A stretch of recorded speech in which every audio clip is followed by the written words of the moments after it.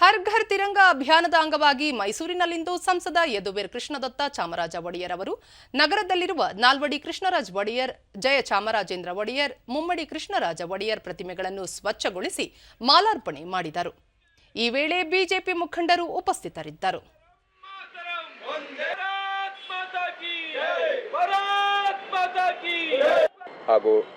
ಬಳಿಕ ದೂರದರ್ಶನದೊಂದಿಗೆ ಅವರು ಮೈಸೂರು ಮಹಾರಾಜರ ಹಾಗೂ ಬಸವಣ್ಣ, ಅಂಬೇಡ್ಕರ್ ಅವರಂತಹ ರಾಷ್ಟ್ರ ನಾಯಕರ ಪ್ರತಿಮೆಗಳಿಗೆ ನಮನ ಸಲ್ಲಿಸಲಾಯಿತು.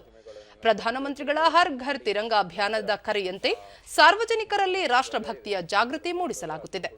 ಸ್ವಾತಂತ್ರ್ಯ ಹೋರಾಟಗಾರರ ತ್ಯಾಗ, ಬಲಿದಾನವನ್ನು ಸ್ಮರಿಸುತ್ತಾ ದೇಶದ ಸಂಸ್ಕೃತಿಯನ್ನು ಉಳಿಸಿಕೊಂಡು ಎಲ್ಲರೂ ಪ್ರಗತಿ ಸಾಧಿಸೋಣ ಎಂದು ಕರೆ ನೀಡಿದರು.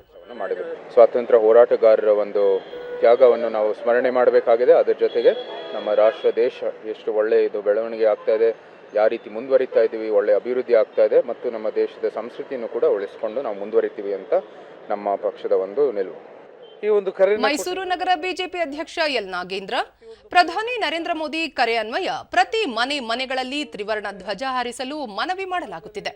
ಈ ಸಂದರ್ಭದಲ್ಲಿ ದೇಶದ ಮಹನೀಯ ನಾಯಕರನ್ನು ನೆನಪಿಸಿಕೊಳ್ಳುವ ಮೂಲಕ ಗೌರವ ಸಲ್ಲಿಸಬೇಕಿದೆ ಎಂದರು. ಕರೆಯ ಮೇರೆಗೆ ನಾವು ಎಲ್ಲ ಭಾರತೀಯ ಜನತಾ ಪಾರ್ಟಿಯ ಕಾರ್ಯಕರ್ತರು, ಸಾರ್ವಜನಿಕರು ಒಟ್ಟಾಗಿ ಸೇರಿ ಈ ಒಂದು ಕಾರ್ಯಕ್ರಮ ಆಯೋಜನೆ ಮಾಡಿದ್ದೇವೆ.